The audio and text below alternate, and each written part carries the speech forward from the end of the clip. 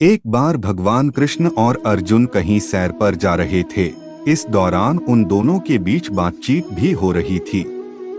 तभी बातों बातों में कृष्ण ने कर्ण को सबसे बड़ा दानी कह डाला।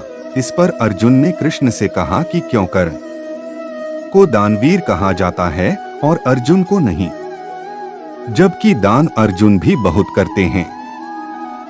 यह सुनकर भगवान कृष्ण को अर्जुन में उसके अपने दान का अहंकार महसूस होता दिखा। तब कृष्ण ने कहा, तुम मुझे कल प्रातः मुझसे मिलना। जब अर्जुन उनसे दूसरे दिन मिले तो कृष्ण ने उनसे 2 पर्वतों के समूह में सोने के अकूत भंडार के बारे में बताते हुए कहा कि वे उनका सारा सोना गांव वालों। तब अर्जुन गांव गए और सारे लोगों से कहा कि वे पर्वत के पास जमा हो जाएं, क्योंकि वे सोना बांटने जा रहे हैं। यह सुन गांव वालों ने अर्जुन की जय जयकार करनी शुरू कर दी और अर्जुन छाती चौड़ी कर पर्वत की तरफ चल दिए। 2 दिन और 2 रातों तक अर्जुन ने लगातार सोने के भंडार को खोदा और सोना गांव वालों में बांटा। इसी बीच बहुत से गांव वाले फिर से कतार में खड़े होकर अपनी बारी आने का इंतजार करने लगे। अर्जुन अब तक थक चुके थे।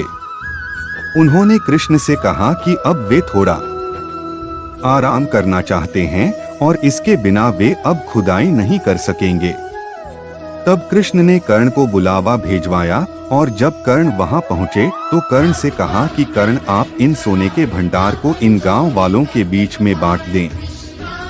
कर्ण ने सारे गांव वालों को बुलाया और कहा कि ये दोनों पर्वत में सोने से भरे भंडार उनके ही हैं और वे आकर सोना प्राप्त कर लें, और कहकर वह वहां से चले गए।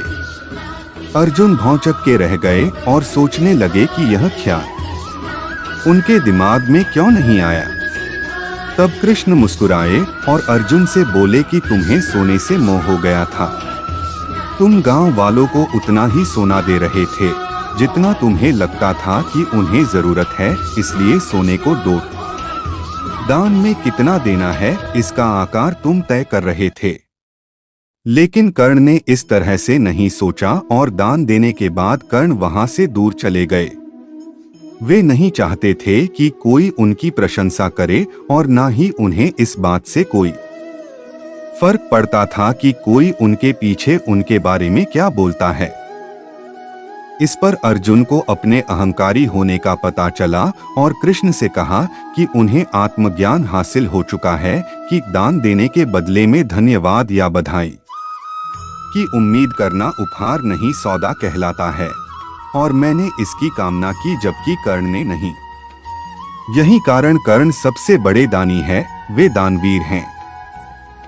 अर्जुन ने कहा, हम अक्सर जब भी किसी व्यक्ति को कुछ दान देकर घमंड कर हम अपनी प्रशंसा की आशा रखते हैं तो हमारा सारा दान एक सौदा होता है जिसका कोई मोल नहीं। आपको खुद पर गर्व होना चाहिए कि आपने किसी की सहायता की, ना कि उसका घमंड। इस वीडियो में बस इतना ही, मिलते हैं अगली वीडियो में। तब तक आप अपना ख्याल रखिएगा और ऐसी नई वीडियो देखने के लिए हमारे HP सिंह YouTube चैनल को सब्सक्राइब कर ले। धन्यवाद।